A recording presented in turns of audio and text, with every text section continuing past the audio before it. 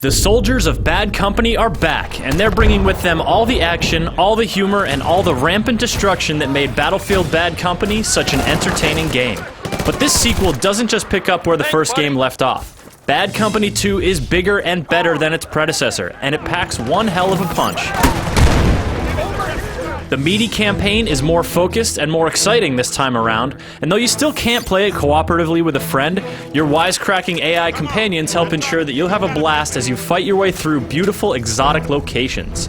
The campaign is great fun, but it's the online multiplayer that makes Battlefield Bad Company 2 a real standout. Huge maps, incredible destructibility, powerful vehicles, and excellent sound design all help create explosive and dynamic battlefields. Online competition demands skill, adaptability, and battlefield awareness, and the destruction you leave in your wake makes the satisfaction of victory all the sweeter. This excellent multiplayer action, coupled with the very entertaining campaign, makes Battlefield Bad Company 2 one of the best shooters around. Great job! The beginning of Bad Company's second tour finds Sarge, Marlowe, Sweetwater, and Haggard stationed in a wintry valley, supposedly serving out Sarge's last tour of duty. As you might expect, it doesn't take long for things to go south, literally and figuratively.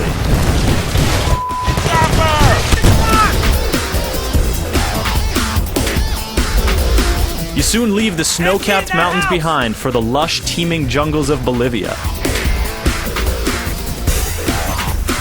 The environments in Bad Company 2 are surprisingly detailed and beautiful, and the occasionally blurry texture doesn't keep the impressive visual presentation from injecting your adventure with a great sense of scope and exotic flair. The sound design is even more impressive. From the muffled crunches of your boots in the snow to the buzz of a mosquito in your ear, the audio really helps immerse you in your location. And when things get loud, the sound becomes downright cacophonous. Nearby explosions rock your ears.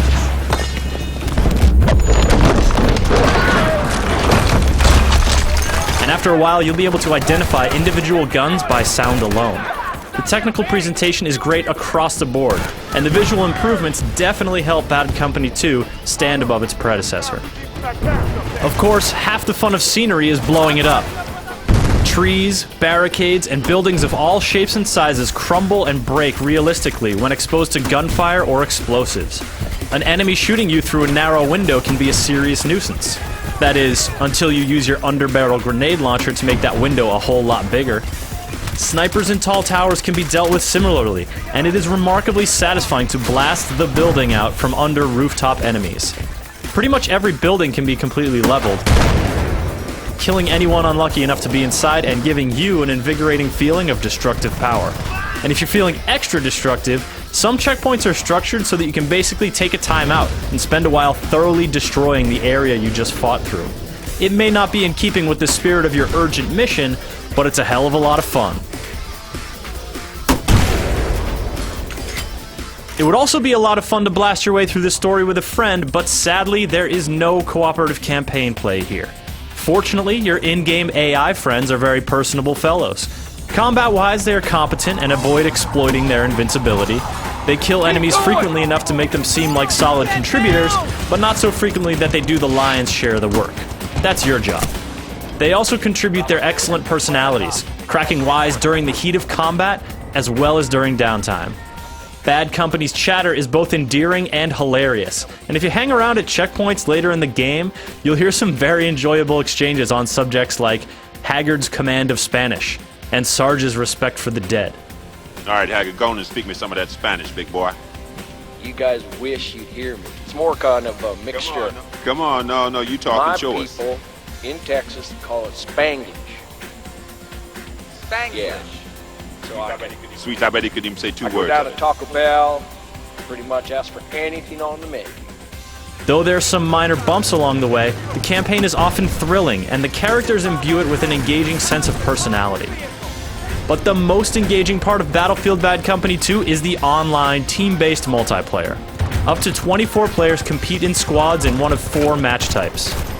These include multi-stage attack and defend missions, struggles for control point dominance, and 4-squad team deathmatch. The different types offer different flavors of combat, but the core action is intense and engaging no matter which mode you play. The sound design continues to be a standout here, and every gunshot, teammate exclamation, and engine rumble is a valuable clue. Destruction is another factor that distinguishes Bad Company 2's multiplayer. No building, no cover position, no sniper perch, no copse of trees is safe from destruction. Even the ground gets deformed by particularly powerful explosions. This makes the battlefield fluid and ever-changing. That building with great sightlines might be reduced to rubble, while a destroyed vehicle may offer temporary cover. Attackers may opt to batter a sensitive object with tank shells rather than try to plant an explosive, while a marauding helicopter can make running across the road a perilous proposition.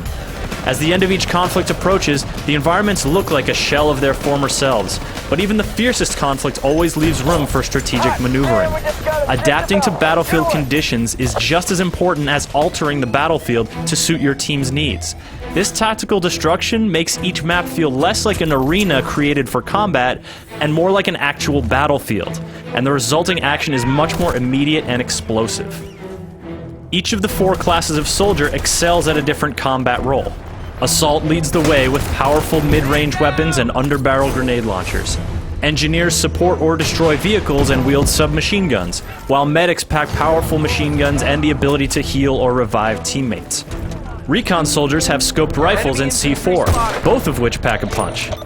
Playing as a certain class will earn you progress towards unlocking new weapons and gadgets, as well as attribute-boosting specializations.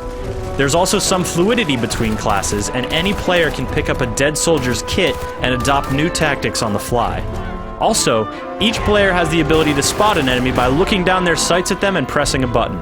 This simple yet potent tactic puts a temporary marker over the enemy's head that your whole team can see, significantly shortening that soldier's expected lifespan. When you die, you can respawn on your squad mate or at the designated respawn point, which is where vehicles will become available for you to use. Some are designed for mobility, like ATVs and jet skis, while others pack more of a punch, like tanks and helicopters.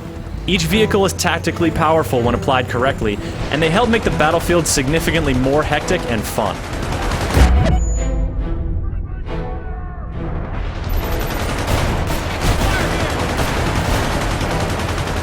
With all the different classes, vehicles, and stationary weapons at play, there is no shortage of ways to wage war.